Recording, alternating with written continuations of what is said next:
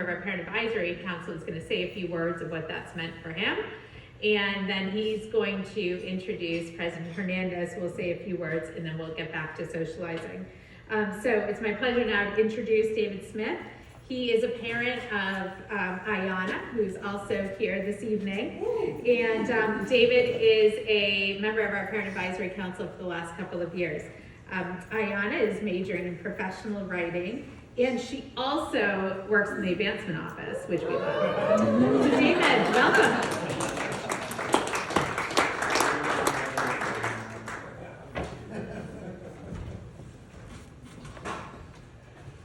Wow, I'm self-employed, so I haven't been public speaking for a long time, so this is new for me for a while.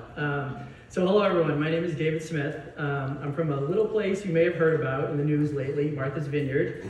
If you want the real story, instead of what you got on the media of who we Islanders are, feel free to come ask me sometime. In any case, my daughter who's here, you just met, Ayana, is a junior majoring in professional writing. Having been affiliated with Champlain for these years has been a pretty wild ride, as you can imagine. From a freshman drop-off, not being able to even enter and do the traditional parent bed making, and hearing about her doing social distance dancing on the Champlain dance team, to now watching Ayana thrive in her third year with a campus job, a separate research assistant position, and starting to consider an internship, and by the way, doing a live dance show last spring, which we got to watch in person here on campus. I'm here as a representative of the Parent Advisory Committee. I've been doing this since Ayana's first semester, when I slowly dipped my toe into it and was intrigued by the opportunity to make a deeper connection with the college that was going to be a big part of Ayana's life for 4 years. It's been incredibly worth it. I've met and made connections with a number of administrators and learned a whole lot more about the college and its inner workings than I would have as a typical parent who drops off, leaves, and just picks up months later. Most notably, I've connected with President Hernandez recently, getting to meet with him and discuss our experience and insights and hear his vision and experience in his short time here. This is exactly what attracted me to the PAC, as it was something different than the typical parent experience. In addition to that, I participated in many Zoom meetings in those first years of no gatherings with prospective parents, been on a live panel for parents of admitted students, written welcome and congratulation notes to parents of incoming freshmen, and attended a number of Champlain Connect events in the Boston area, and most recently had the opportunity to attend the anniversary celebration of the Champlain College Single Parent Program, which maybe you've all heard about recently.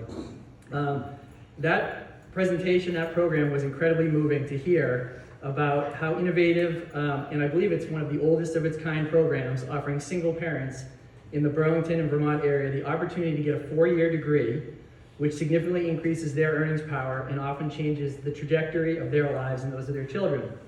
It was so touching to me that I felt compelled to donate directly to this program to help with its mission. Which brings me to the other way that I've been involved, and that is donating money to Champlain. It's interesting. I've never found myself as much of a philanthropist and really just donated ad hoc to different charities and organizations over the years without really feeling connected to the organization I was donating to. This was until Champlain.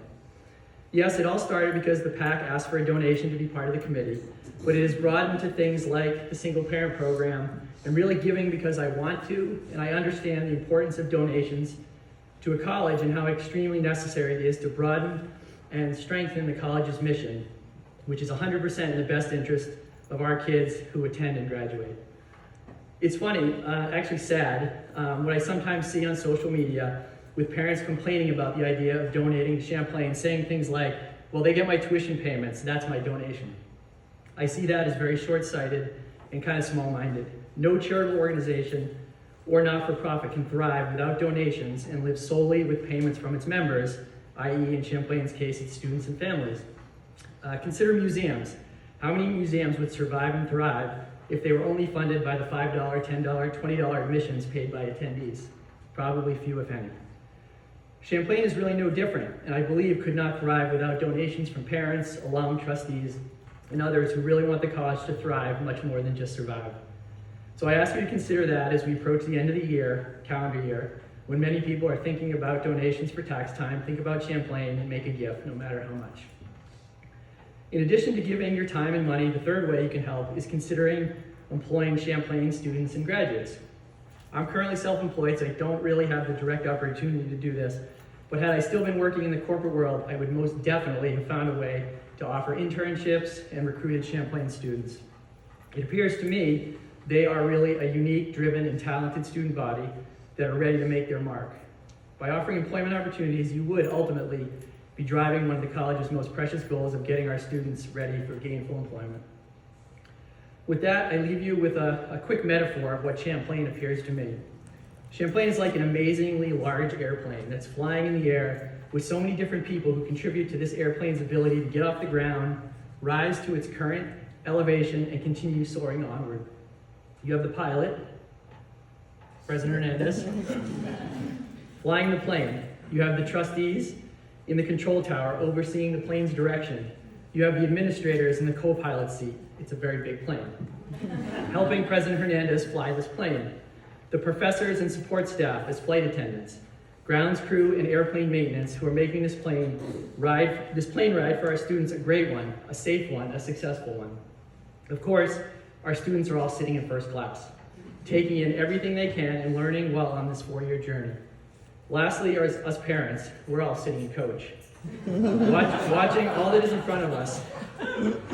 We're watching all that is in front of us, and if we just sit in our seats and do nothing, we don't help refill the tank, we don't engage with the pilot and the co-pilots, this plane will likely still be okay, it'll get to its destination, but it won't soar to amazing elevations and record-breaking distances.